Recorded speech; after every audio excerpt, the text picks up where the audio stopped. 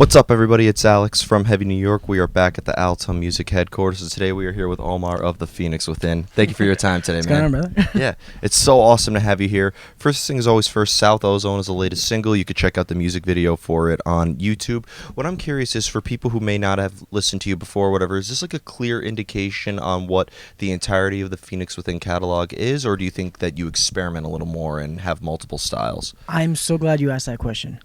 We are not just this sound. Okay. This song is very pop punk based. I love punk music. It's what I grew up listening to. But we're not. We can go heavy. We can go light. I've written wedding songs. I've written Christmas songs. For a period of 2 years, we were fully acoustic. We will write it all. Whatever the mood is set. Oh, really? Yeah. So is there like a preconceived idea you have in the songwriting process, or do things kind of like fall into place and happen organically and you like maybe improvise a little bit? I'm going to say it's a little bit of a 50-50. The reason why is I like the challenge sometimes. Mm-hmm. I have a song called Meme, and that song wasn't something I had thought of sitting down with my formula or whatever. It was just a topic. I was talking with somebody, and they were telling me how somebody was trying to rent an apartment, and he got judged because of all his tattoos. The landlord saw all the tattoos and was like, "Do you even have a job?" Mm-hmm. You know, and Wow. it just inspired me to write something about that. Is that based on a true story? It's based on a true story. The guy is actually a chef for a really prestigious restaurant, and this landlord, that was his remark when he saw all the tattoos on him. Wow. And I was just like, wow. So things, certain things just spark, and I try to write on that.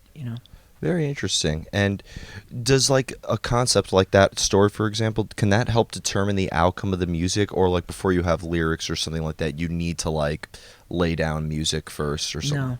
No.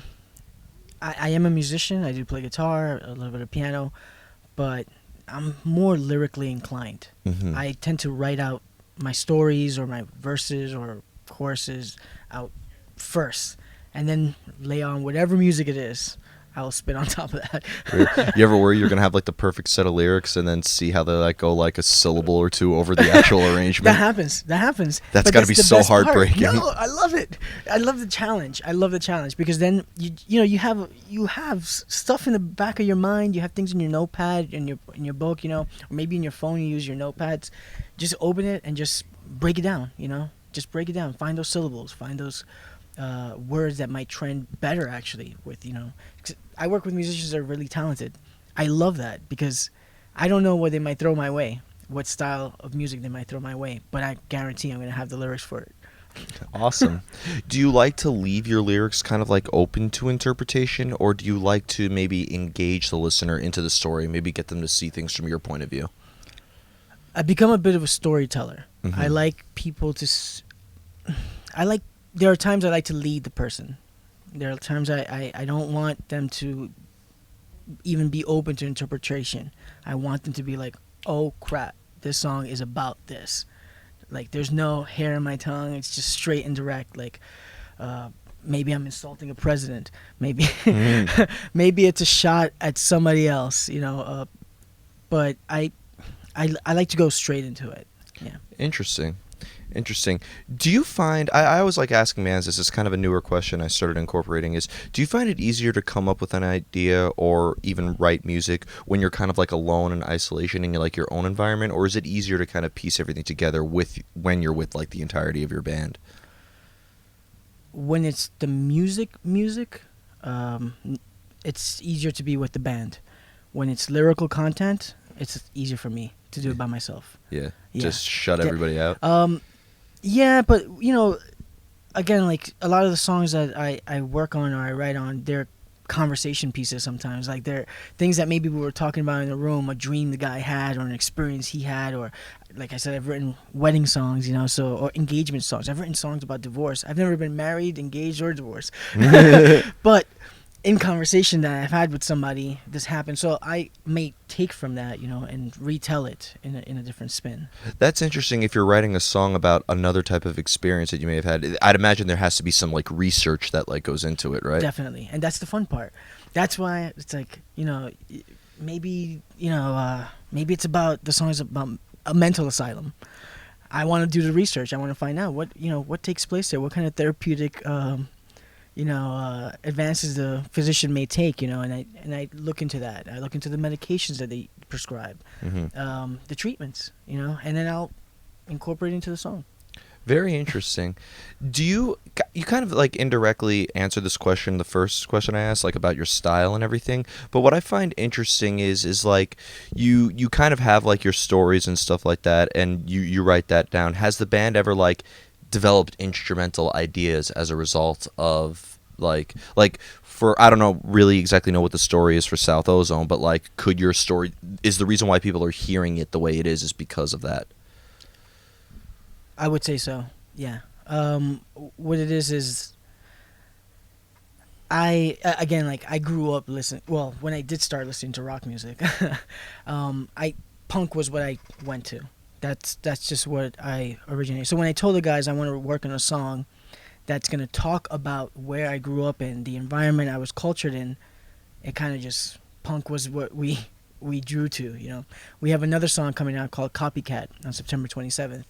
And that's nothing like this one. Mm-hmm. It's not palm muty, it's not pop punk. And Is it death metal? Yeah, I'll bring it to you. There you go. Do some crowd killing at a Phoenix Within show. We are not scared to experiment. The guys, I listen to a little bit of everything: bachata, salsa, Bollywood, K-pop, you name it. If it sounds good, I'm listening to it. It's on my iPod. That's the whole point. Yeah, music is music. I love it. But the guys, they listen to like Tool, Gojira, Carnival, like they are amazing musicians, and I like that. I can feed off of them. Could hearing some music before you write a story ever help develop a story? Like there's a famous saying like work comes out of work. So does sometimes hearing music ever help you develop a story in mind? Totally. I find all music inspirational. All music. That's kind of what the next single that's coming out, Copycat, touches on that. I feel like a thin line between, being inspired by it and then copying what you're hearing. Yeah.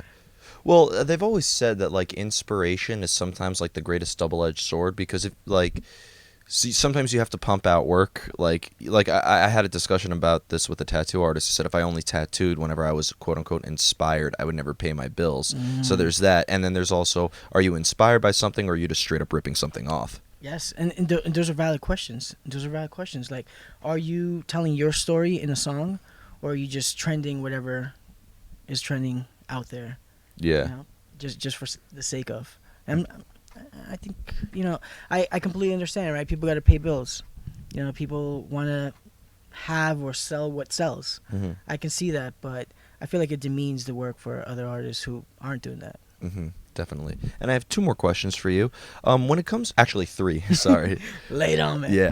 So when it comes to executing your material live, because always like the live presence is different from just listening to the music and playing in a studio or a practice space, do you try to execute your material exactly how it's going to sound on the album, or do you like to maybe change things up a little bit?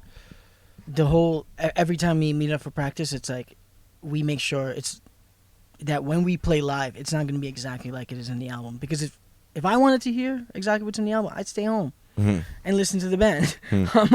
When I go live, I want to hear, there's a certain rawness and edginess and angst you can't trap in recordings.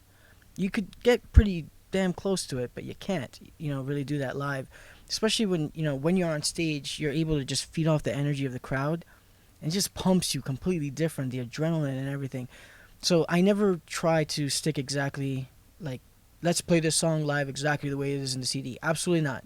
No, let's give people something different. Let's give them a show. Yeah, and I'd imagine it makes it a different experience for you guys too. It's not like it's not like it feels like just the studio in front of people. Nope. And I don't want that. It has to be fun. Yeah, exactly.